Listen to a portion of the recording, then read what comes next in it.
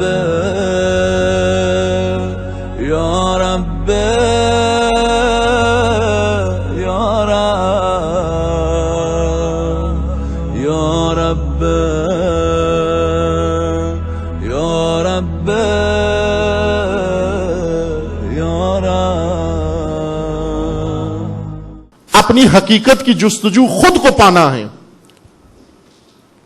فرصت ہے ہمارے پاس، ہم روزمرہ زندگی سے باہر آئے، معمولات زندگی سے باہر آئے، روٹین سے باہر آئے، کام سے، کاروبار سے، تعلیم سے، کھیل کود سے، ہر چیز سے دور ہوئے۔ اللہ نے حج پر لوگوں کو کیوں بلایا؟ چونکہ گمشدہ جزیروں سے نکال کر سرزمین خود شناسی پر خدا نے بلایا، سرزمین حرم پر خدا نے بلایا۔ اس سرزمین خود شناسی پر آ کر اپنے آپ کو تلاش کرو۔ وہاں پر ایک گفتگو ہم نے کی ہے، اتفاقاً توفیق ہوئی اللہ کی جانب سے، اللہ تعالیٰ کی جانب سے، مکہ کے اندر، حرم کے اندر یہ گفتگو کی تھی، راز حرم۔ راز حرم، حرم کا کیا راز ہے؟ حرم محرم سے ہے، محرم اور حرم ایک ہی خاندان کے دو لفظ ہیں، یعنی جو حرم کے اندر ہو، اہل حرم ہو، اس کو محرم کہتے ہیں۔ نامحرم کو بلایا گیا حرم کے اندر، کس لیے بلایا گیا؟ تاکہ محرم بن جائے۔ جب تک خود فراموش ہے اس وقت تک نامحرم ہے، اس حرم کے اندر رہے اور اس حرم کے اندر اپنے آپ کو تلاش کرے، اپنی جستجو کرے۔ اگر اس نے اپنے آپ کو پا لیا، یہ محرم خدا ہو جائے گا۔ حرم خدا کے اندر محرم خدا بننا ہے، محرم اولیاء دین بننا ہے، محرم انبیاء و ائمہ بننا ہے۔ ابھی ہم نامحرم ہیں۔ پہلے بھی آپ کی خدمت میں روایات پیش کی ہیں کہ بہت سارے لوگ نامحرم ہیں۔ کچھ لوگ ایسے تھے، امام بات کر رہے ہوتے تھے، ایک فرد آتا شیعہ، امام گفتگو بدل دیتے، لوگ پوچھتے کیوں گفتگو بدل دی؟ فرماتے یہ نامحرم ہے۔ تعجب کرتے یہ تو آپ کا شیعہ ہے، ماننے والا ہے۔ امام فرماتے ہمارا محرم نہیں ہے، محرم راز نہیں ہے، محرم دین نہیں ہے، محرم امامت نہیں ہے، اس کا ہم سے کوئی تعلق نہیں ہے۔ یہ اجنبی ہمارے حرم میں گھس آیا ہے، ہماری مجلس میں گھس آیا ہے، یہ اجنبی آ گیا ہے ہمارے ماحول کے اندر۔ محرم بننا ہے عزیزان، اس کارگاہ کے اندر محرم راز خدا بننا ہے۔ کب بنیں گے؟ جب اپنی حقیقت کو پالیں گے، جب کاذب شخصیت سے باہر آ جائیں گے، جب جھوٹی شخصیت سے باہر آ جائیں گے۔ حقیقی شخصیت کی کچھ علامتیں میں عرض کرتا ہوں کہ جس کو مل جائے حقیقی شخصیت، اس کے اندر کچھ علامتیں ظاہر ہونا خود ہی شروع ہو جائیں گی۔ وہ علامتیں یہ ہیں، ایک، جسے اپنا پتہ مل جائے، اپنی خودی مل جائے، جو محرم خدا بن جائے اور جزیرہ گمشدہ سے باہر آئے اور اسے پتہ چل جائے ہدف، مقصد اور راہ اور راہبر، اور راہبروں کی زبان اس کو سمجھ میں آ جائے۔ اس کے اندر پہلی علامت یہ ظاہر ہوتی ہے، اس کے اندر انکساری آ جاتی ہے، غرور و تکبر ختم ہو جاتا ہے، مغرور نہیں ہوتا۔ خود کو پا لیا اس نے، خود کو پاتے ہی اس کے اندر انکساری آ جاتی ہے۔ انکساری یعنی تواضع، انکساری یعنی فروتنی، انکساری یعنی جھکنا، دوسروں کے سامنے جھکنا، مغرور نہ ہونا، غریب و فقیر کو ایک نگاہ سے دیکھنا، امیر و غریب کو ایک نگاہ سے دیکھنا۔ یہ نہ ہو کہ امیروں کے ساتھ تعلق کو فخر سمجھتا ہو اور غریبوں کے ساتھ رابطے کو اپنے لیے شرم کا باعث سمجھتا ہو۔ انسان کے اندر فروتنی آ جاتی ہے۔ امیر المومنین کی شخصیت اتنی عظیم شخصیت تھی، امیر المومنین جو خود شناس و خدا شناس تھے، انہی کا فرمانا ہے من عرف نفسہ فقد عرف ربہ۔ اور پہلی علامت امیر المومنین کے اندر یہ تھی کہ امیر المومنین کے اندر اتنا انکسار تھا کہ غلاموں کے ساتھ بیٹھتے، فقیروں کے ساتھ بیٹھتے، ان کے ساتھ تعلقات رکھتے، ان کے ساتھ بیٹھ کر کھانا کھاتے۔ غرور و تکبر نام کی کوئی چیز امیر المومنین میں نہیں تھی۔ امیر المومنین کو جو پہلی دفعہ حکومت سے محروم کیا گیا اس میں ایک یہی کہا گیا کہ اس وجہ سے یہ حکومت کے لائق نہیں ہے کہ ان کے اندر روب نہیں ہے، یہ غریبوں اور فقیروں کے ساتھ، غلاموں کے ساتھ ہنستے ہیں، بیٹھتے ہیں، تعلقات رکھتے ہیں۔ خلیفہ وہ ہو جس کا روب ہونا چاہیے، جو کسی کو اپنے قریب نہ آنے دے۔ اس وجہ سے امیر المومنین کو کہا گیا یہ خلافت کے لائق نہیں ہے۔ حیا و شرم، حیا و شرم جو قوت نفس کی وجہ سے انسان کے اندر پیدا ہوتے ہیں۔ دو قسم کی شرم ہے، ایک شرم کمزوری کا نتیجہ ہے، ایک شرم قوت کا نتیجہ ہے۔ کمزوری کا شرم یہ جھجک ہے کہ جس کی وجہ سے انسان نہ سیکھ سکتا ہے، جس وجہ مثلا سوال آپ کے ذہن میں سوال ہے، پوچھتے ہوئے شرم آ رہی ہے آپ کو، یہ ضعف ہے، کمزوری ہے، یہ شرم کمزوری کا ہے۔ اور ایک شرم قوت کا نتیجہ ہے، وہ کیا کہ انسان کی زبان پر غلط بات آ گئی ہے اور وہ اس نے روک لی ہے شرم کی وجہ سے کہ یہ بات غلط ہے۔ قوت چاہیے یہ زبان روکنے کے لیے، طاقت چاہیے آنکھ بند کرنے کے لیے جب سامنے نامحرم ہو۔ یہ شرم قوت کا نتیجہ ہے، طاقت کا نتیجہ ہے۔ ایثار و فداکاری، جس انسان کو اپنی حقیقت مل جائے وہ ایثارگر ہو جاتا ہے، یعنی اپنے اوپر دوسروں کو قربان نہیں کرتا، اپنے آپ کو دوسروں پر قربان کرتا ہے۔ یہ نہیں ہوتا کہ دوسرے کی جگہ پر بھی قبضہ کر لیتا ہے، دوسرے کے کھانا بھی کھا جاتا ہے، دوسرے کا سامان بھی استعمال کر لے، نہ عزیز من اپنی چیز دوسرے کو دے دیتا ہے۔ اگر خود پیاسا ہو، دوسرا بھی پیاسا ہو، اپنے حصے کا پانی دوسرے کو دے دیتا ہے، اپنے حصے کا کھانا اس کو دے دیتا ہے۔ اگر اس کی جگہ اچھی ہے، آرام دہ ہے، دوسرے کی آرام دہ نہیں ہے، اپنی آرام دہ جگہ دوسرے کو دے دیتا ہے۔ اس کو کہتے ہیں ایثار، فداکاری۔ جس کے اندر جو گمشدگی سے باہر آ گیا ہو، جس نے اپنی حقیقت کو پہچان لیا ہو، اس کے اندر شوق پیدا ہو جاتا ہے ارتقاء کا، تکامل کا۔ اس کے اندر شوق پیدا ہو جاتا ہے ارتقاء کا، تکامل کا۔ ارتقاء یعنی نشو و نما، کمالات حاصل کرنا، فضائل حاصل کرنا۔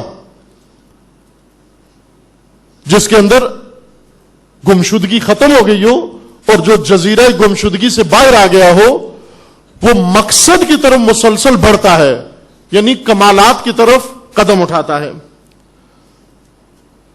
جو جزیرہ گمشدگی سے باہر آ گیا ہو، اس کی علامت یہ ہے کہ اس کے دل میں محبت خدا بڑھ جاتی ہے، شدید ہو جاتی ہے، وہ یہ محبت تبدیل ہو کر عشق میں بدل جاتی ہے، وہ عاشق خدا ہو جاتا ہے۔ محبت جب شدید ہو جائے، بڑھ جائے، شدت آئے اس میں، اس کو عشق کہہ دیتے ہیں۔ یعنی جب یہ محبت خدا میں اس مقام تک جا پہنچتا ہے، اس وقت سوائے خدا کے اس کی نگاہ میں کوئی اور نہیں ہوتا۔ اپنی اندرونی آرائش کرتا ہے، بیرونی آرائش سے زیادہ اندرونی آرائش کرتا ہے۔ اپنی قدر و قیمت قیمتی لباس سے نہیں بڑھاتا، قیمتی جوتوں سے نہیں بڑھاتا، قیمتی گاڑی سے نہیں بڑھاتا، قیمتی موبائل سے نہیں بڑھاتا، چونکہ ان چیزوں سے انسان کی قیمت نہیں بڑھتی، بلکہ یہ چیزیں انسان کو گم کرنے کے لیے ہیں۔ اس کی قیمت بڑھتی ہے اپنے اندر جب اقدار ایجاد کرتا ہے، اپنے اندر اقدار جب پیدا کرتا ہے، قدریں پیدا کرتا ہے، ویلیوز ایجاد کرتا ہے، اس وقت اس کی اندرونی آرائش ہوتی ہے۔ صاحبان کمال کی طرف رغبت بڑھ جاتی ہے اس کی، بےہودہ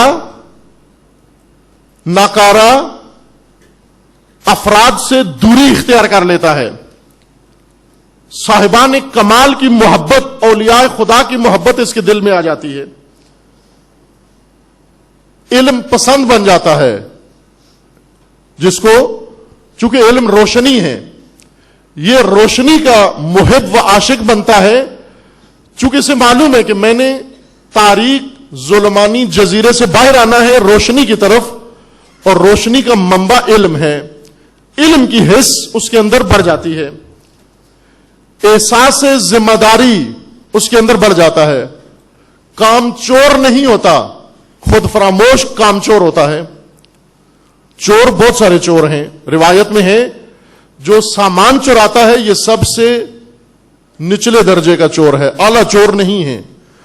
سب سے برے چور وہ نہیں ہے جو مال چراتے ہیں، سب سے برا چور وہ جو نماز چراتا ہے، نماز آداب سے نہیں پڑھتا، نماز کا حق ادا نہیں کرتا، یہ سب سے بڑا چور ہے.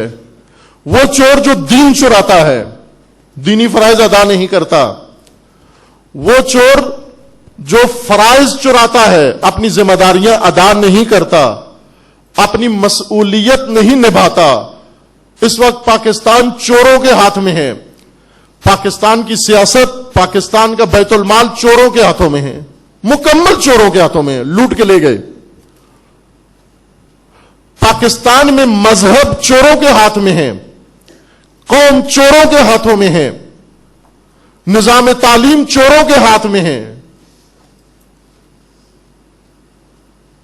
چور چور ہی بناتے ہیں، چوروں کا شاگرد چور ہی ہوتا ہے. ہمیں کالجوں میں اسکولوں میں کیا پڑھاتے ہیں؟ کام چوری، ذمہ داری کو چوری کیسے کرو، فرائض سے پہلو تو ہی کیسے کرو. چوروں کے شاگرد چور ہوتے ہیں. انبیاء کے شاگرد احساس ذمہ داری رکھتے ہیں. ہم اپنے آپ کو بڑا چیمپئن سمجھتے ہیں ذمہ داری سے بھاگ کر. پاکستان میں بڑے چیمپئن وہ ہیں جو ذمہ داری سے بھاگ جاتے ہیں، نام و نمود کے وقت آگے آ جاتے ہیں. مثلا جب پروگرام منعقد کیا جا رہا ہو، اس کے انتظامات کیے جا رہے ہو، یہ نظر نہیں آتے. جب سٹیج سج جائے، ریلی شروع ہو جائے، ٹرک سامنے آ جائے، سٹیج پہ رونق ہو جائے، اسپیکر لگ جائے، یہ وہاں فوراً نظر آنا شروع ہو جاتے ہیں. یہ کون ہے؟ چور. ذمہ داری چرائی، مسئولیت چرائی، فریضہ چرایا، اور اب شہرت بھی چرا رہے ہیں. اپنے آپ کو چالاک سمجھتے ہیں یہ لوگ. چور نہیں بننا عزیز من. چوروں کے تعلیمی مرکز میں مت جاؤ، چوروں جہاں چوری سکھائی جاتی ہے. آج کل دین کے نام پر چوری سکھائی جاتی ہے. خمس چور، کس طرح خمس چوری کرو، باقاعدہ بتایا جاتا ہے. خمس چرانے کے طریقے کہ جب آپ کے خمس دینے کی تاریخ آ جائے تو اس رات آپ خمس اپنی بیوی کو دے دو، اور اس دن آپ فقیر ہو، آپ کے پاس کچھ بھی نہیں ہے چونکہ سارا مال آپ کی بیوی کے پاس ہے. اور جب خمس دینے والی تاریخ گزر جائے دوسرے دن بیوی سے واپس لے لو. جس دن خمس ٹیکس دینا تھا آپ کے پاس کچھ بھی نہیں تھا، جب تاریخ گزر گئی آپ نے دوبارہ واپس لے لیا. یہ کس نے سکھایا؟ ٹیکس چوری کرنا، خمس چوری کرنا، فریضے چوری کرنا، ذمہ داریاں چوری کرنا، دین چرانا. چور کلچر ہے عزیز من. ہمیں چور کلچر میں پیدا ہوئے ہیں ہم، اور اس وقت ناخواستہ طور پر ہم بھی کرتے ہیں یہ کام. ہم سب، ہم متدین لوگ، ہم دیندار لوگ اللہ کی پناہ مانگے اس سے کہ اے پروردگار، کیوں ہم تیرے فریضے چراتے ہیں، کیوں تیری عبادتیں چراتے ہیں، کیوں آداب چراتے ہیں، کیوں ذمہ داریاں چراتے ہیں. اور خدا ان چوروں کو معاف نہ کرے جنہوں نے ہمیں چوری کی تعلیم دی ہے، جنہوں نے ہمیں چور تربیت کیا ہے. قرآن میں ہے کہ جہنم میں ایک طبقہ لایا جائے گا، مستضعفین. ان مستضعفین کو جب جہنم میں ڈالا جائے گا، ان سے پوچھا جائے گا کہ تمہیں کون جہنم لے آیا؟ یہ جواب دیں گے کہ قد اضلنا قبراءنا وسادتنا، ہمارے بڑوں نے، ہمارے بزرگوں نے ہمیں جہنم پہنچایا، گمراہ کیا. اور پھر یہ جہنمی، یہ مستضعفین، یہ کمزور لوگ اللہ سے دعا کریں گے کہ اے خدا ان بزرگوں کو، ان بڑوں کو ڈبل عذاب دے. ایک یہ کہ خود گمراہ ہوئے ہیں، دوسرا یہ کہ ہمیں گمراہ کیا ہے. جو ماں باپ بچوں کو چوری کی تعلیم دیتے ہیں، ممکن ہے یہ کہتے ہیں دکان سے کچھ نہ چرانا، پڑوسی کا کچھ نہ چرانا، کلاس فیلو کا کچھ نہ چرانا، یہ تعلیم بچوں کو دیتے ہیں، لیکن ساتھ چھوٹی چیزوں کے بارے میں کہتے ہیں کہ یہ نہ چرانا، لیکن بڑی چیزوں کے بارے میں کہتے ہیں چرانا. اس میں کوئی حرج نہیں ہے. دین چرانا، ذمہ داریاں چرانا، فریضے چرا لو، یہ والدین اپنے آپ کو سمجھتے ہیں بہت بڑے مربی ہیں، بڑے چالاک ہیں، بچوں کو چور بنا رہے ہو، خود دین کے چور، خود اللہ کے چور، خود ائمہ کے چور، اور بچوں کو بھی چور بنایا۔ کیوں؟ کہ تمہارے بچے آج کوئی مسئولیت لینے کے لیے تیار نہیں ہیں، کوئی ذمہ داری لینے کے لیے تیار نہیں ہے، کوئی دین کا بوجھ اٹھانے کے لیے تیار نہیں ہے۔ یہ چور قوم کس نے پروان چڑھائی؟ ماں باپ بھی چوری بچوں کو بھیجتے ہیں، تم جو کالج میں جاؤ، اسکول میں جاؤ، خبردار کسی مذہبی ایکٹیویٹیز میں، کسی مذہبی تنظیم میں، کسی چیز میں نہیں جانا، بس چپ کر کے اپنا درس پڑھو، ڈگری لو، واپس آؤ، جاب کرو۔ یہ ماں باپ بچے کو چور بنا رہے ہیں، یہ اسے کہہ رہے ہیں کہ چوروں کی طرح وہاں پر رہنا، چراؤ۔ عزیزان، اگر کلاس فیلو کی گھڑی چرا لی یہ بڑی چوری نہیں ہے، ذمہ داری چرا لی بڑی چوری ہے۔ کیا بنا رہے ہو اپنی اولاد کو؟ ہم کیا بنا رہے ہیں اپنی اولاد کو؟ یہ دینی مدرسے جن کے اندر چوری کی تعلیم دی جاتی ہے، کیا تعلیم دی جاتی ہے؟ انقلاب کا نام نہ لینا، کربلا کا مکتب نہ سکھانا، امام خمینی کا راہ نہ دکھانا۔ یہ دین کے نام پر چور پال رہے ہیں، چوری کی تعلیم دے رہے ہیں۔ ہرگز کام چور نہیں بننا، ہرگز مسئولیت چور نہیں بننا، ہرگز فریضہ چور نہیں بننا۔ عزیز من، ممکن ہے ہم چوروں کی بستی میں عزت کی نگاہ سے دیکھے جائیں، ہوتا ہے چوروں کی بستی میں چوروں کی عزت ہوتی ہے، چھوٹے چور بڑے چوروں کی عزت کرتے ہیں، لیکن ایک دن سب چھوٹے بڑوں نے اللہ کی بارگاہ میں جانا ہے۔ ہم یہاں پر خوش ہیں جی، ہم دعائیں بھی پڑھتے تھے، ہم توسل بھی کرتے تھے، ہم فلاں بھی کرتے تھے، لیکن کیا ہوگا جب قیامت میں ہمیں چوروں کے کٹہرے میں کھڑا کیا جائے گا اور خدا کہے گا کہ تم دعائیں بھی کرتے تھے، تم توسل بھی کرتے تھے، لیکن ذمہ داریاں کوئی بھی دوش پہ نہیں لیتے تھے۔ ایسی چور مخلوق، ایسی چور قوم، ایسی چور نسل کیسے معمار وطن، کیسے معمار قوم، کیسی معمار دین بن سکتی ہے؟ شہداء کی عظمت خدا نے اس لیے بیان کی ہے کہ جب کام چور میدان چھوڑ جاتے ہیں، شہید تنہا آگے بڑھتا ہے اور اتنا آگے آتا ہے کہ راہ خدا میں جان دے دیتا ہے۔ اس لیے خدا نے اس کو عظمت دی کہ مر کے بھی زندہ ہے، اور چور زندگی میں بھی مرے ہوئے ہیں۔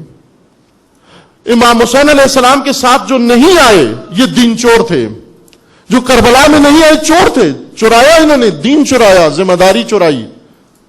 وہ شہداء کربلا تھے جنہوں نے حق ادا کیا۔ ہم مکتب چوری نہ سیکھیں، چوری والا دین نہ سیکھیں۔ ابھی ہیں کچھ لوگ، ایک جوان، اچھا انقلابی جوان، ملک سے باہر، پاکستان سے باہر ایک ملک میں کہہ رہا تھا کہ ہم یہ یہودی کمپنیاں ہیں، عیسائی کمپنیاں ہیں، امریکی کمپنیاں ہیں، یہ اسلام دشمن ہیں، یہ فلاں ہیں، ہم ان کی دکانوں پہ، ان کی مارکیٹوں میں، ان میں جا کر ہم چیزیں چرا کے لے آئیں۔ غلط ہے، یہ چوری ہے۔ کہا نہیں، ہمیں فتویٰ منگوایا ہے، ایک عالم نے فتویٰ دیا ہے کہ آپ کر سکتے ہو۔ وہ عرض کیا عزیز من، تو چور ہے، اس نے بھی چوری کے جواز کا تجھے فتویٰ دیا ہے۔ چوری کے جواز کے فتوے تجھے اچھے لگتے ہیں، جو تجھے چور بنائیں جو فتوے، ان فتووں کی یقین جان لو، ہر وہ فتویٰ دین کے خلاف ہے جو انسان سے ذمہ داری اٹھا رہا ہو، وہ اس کا دین سے کوئی تعلق نہیں ہے، کسی کا بھی فتویٰ ہو۔ ہر وہ فتویٰ جو آپ کو کسی چیز کی چوری کی جواز دیتا ہو وہ دین کا فتویٰ نہیں ہے، خصوصاً جو کام چور بناتا ہو۔ انسان خود شناس اقدار پسند ہے، انسان خود شناس اس کے لیے عوام کی رضا، عوام کی خوشنودی کوئی اہمیت نہیں رکھتی۔ عوام راضی رکھنا اس کا مقصد نہیں ہوتا، خدا کو راضی رکھنا اس کا مقصد ہوتا ہے۔ اور آخری نقطہ جو خود شناس انسان اس کی علامت ہے وہ یہ کہ خود شناس کو اپنے کمزور پوائنٹ بھی پتہ چل جاتے ہیں، اپنے مثبت پوائنٹ بھی پتہ چل جاتے ہیں، منفی و مثبت نکات، اپنی شخصیت کے پہلو اسے معلوم ہوتے ہیں۔ کہ میری شخصیت کا مثبت پہلو کیا ہے، میری شخصیت کا منفی پہلو کیا ہے، میرا کمزور نقطہ کیا ہے اور میرا نقطہ قوت کیا ہے.